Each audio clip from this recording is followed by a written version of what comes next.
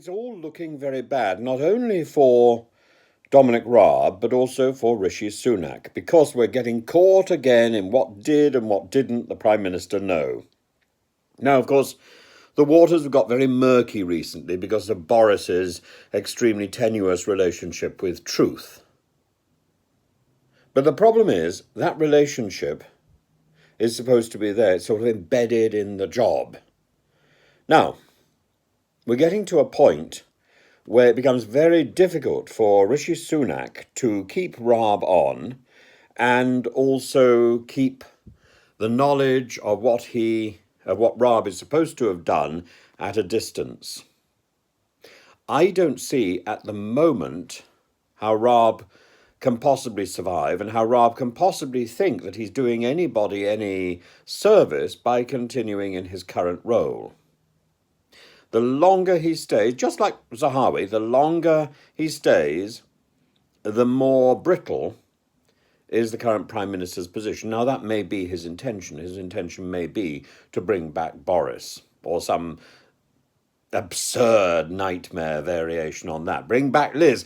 Bring back Liz! Let's have Kwasi Kwarteng's package spread across the media. Spread it across the table. Go on, Kwasi. Let's unveil that package of profundity, which almost destroyed the country once. Let's completely destroy it now. Get the package out. Come on.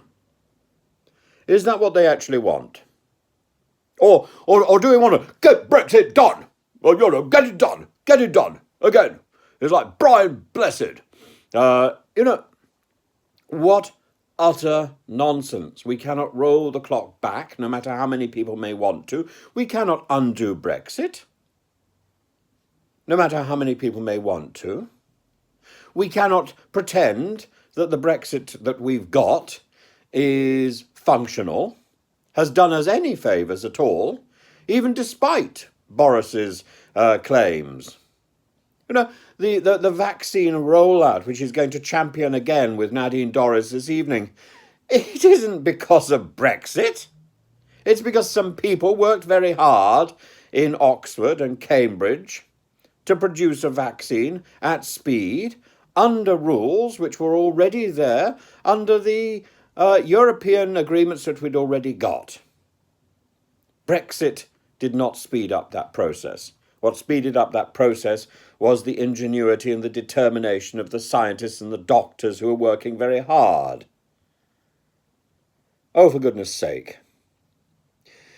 The press secretary of the Prime Minister told us that Rishi Sunak was unaware of any formal complaints against Raab, and yet we have now learnt, spread across the front page of the Times today, that the Cabinet Secretary was personally informed of a written complaint made months before Rishi Sunak appointed or reappointed Dominic Raab as Justice Secretary and Deputy Prime Minister, Vice Prime Minister, I suppose we should call him.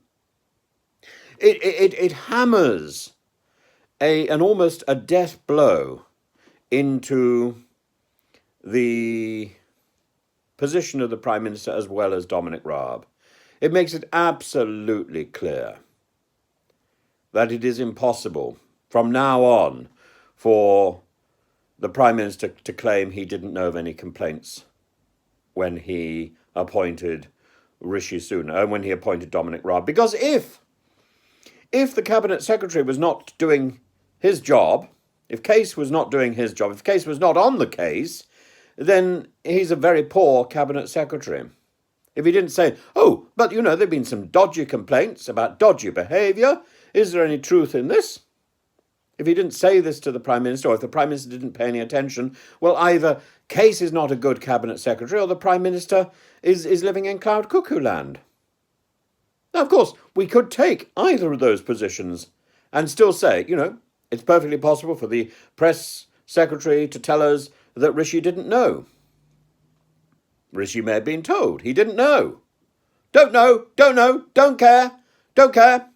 It's anything's better than Kwasi Kwarteng's prodigious package. But,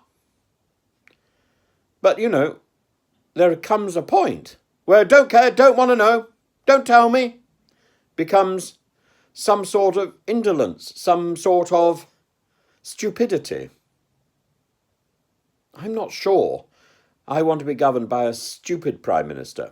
I think I'd prefer to be governed by a liar. I'm not suggesting for 1 minute that I want to bring Boris back, but I am wondering whether or not the managerial prowess of the present Prime Minister is actually worth having at all.